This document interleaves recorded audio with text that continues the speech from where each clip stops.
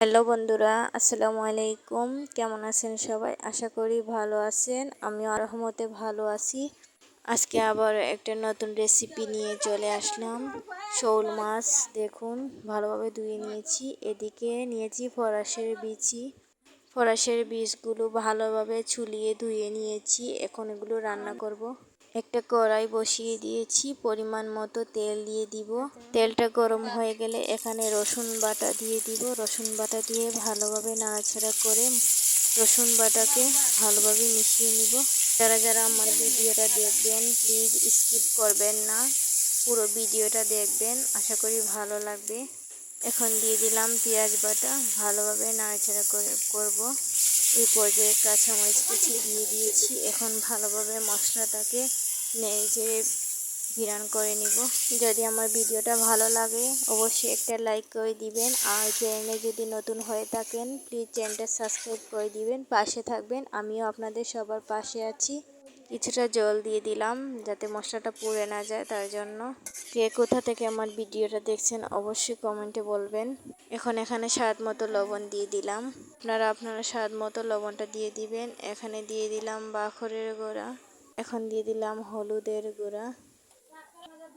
যে যতটুকু জাল খান জালের পরিমাণটা ভেবে চিন্তে দিয়ে দিবেন। আমি আমার জাল একটু বেশি খাই তাই একটু বেশি দিয়ে দিলাম জালটা। মরিচের গুঁড়ো দিয়ে দিলাম। এখন নাড়াচাড়া করে মশলাটার সাথে একটু কষিয়ে নিব মশলাটা। আপনারা দেখতেই পাচ্ছেন মশলাটা কীভাবে দিচ্ছি আমি নাড়াচাড়া করে। ভিডিওটা কেমন হয়েছে অবশ্যই কমেন্টে বলবেন, একটা লাইক করে দিবেন। দেখুন অলরেডি মশলাটা কষা কষা হয়ে গেছে। এখন ওই যে মাছগুলো রেখেছিলাম ওইগুলো দিয়ে দিয়েছি। মশলাগুলোর সাথে ভালোভাবে মাছগুলোকে বিরান করে নিব, একটু ভাজা ভাজা করে নিব, মানে কষা কষা করে নিব। বেশি একটা নাড়াচাড়া করব না, তা না হলে মাছগুলো ভেঙে যাবে, খেতেও ভালো লাগবে না। এখন এই মাছের মধ্যে ফরাসের বীজগুলো দিয়ে দিব।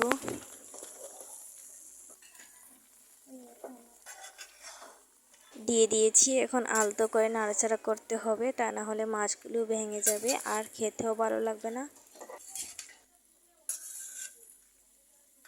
আপনারা ভিডিও দেখে নিশ্চয়ই বুঝতে পারছেন যে কিভাবে নাড়াচাড়া করছি, তা না হলে সত্যি মাছগুলো ভেঙে যাবে। এই পর্যায়ে পানি দিয়ে দিচ্ছি যাতে এগুলো সিদ্ধ হয়ে যায়। পরিমাণ মতো পানি দিয়ে দিবেন, যাতে বেশি শুকনো হয়ে যায় না, আবার বেশি পানিও থেকে যায় না, তার জন্য আমি পরিমাণ মতো পানি দিয়ে দিলাম।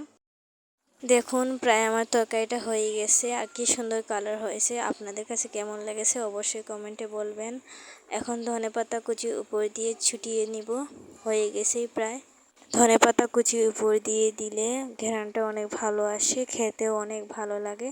দেখুন তরকারি কালারটা কেমন হয়েছে অবশ্যই কমেন্টে বলবেন। আমার ভিডিওটা আপনাদের কাছে কেমন লেগেছে, যদি ভালো লেগে থাকে একটা লাইক করে দিবেন, চ্যানেলটা সাবস্ক্রাইব করে দিবেন, পাশে থাকবেন। আমিও আপনাদের সবার পাশে আছি। ভিডিওটা ভালো লাগলে একটা লাইক করে দিবেন।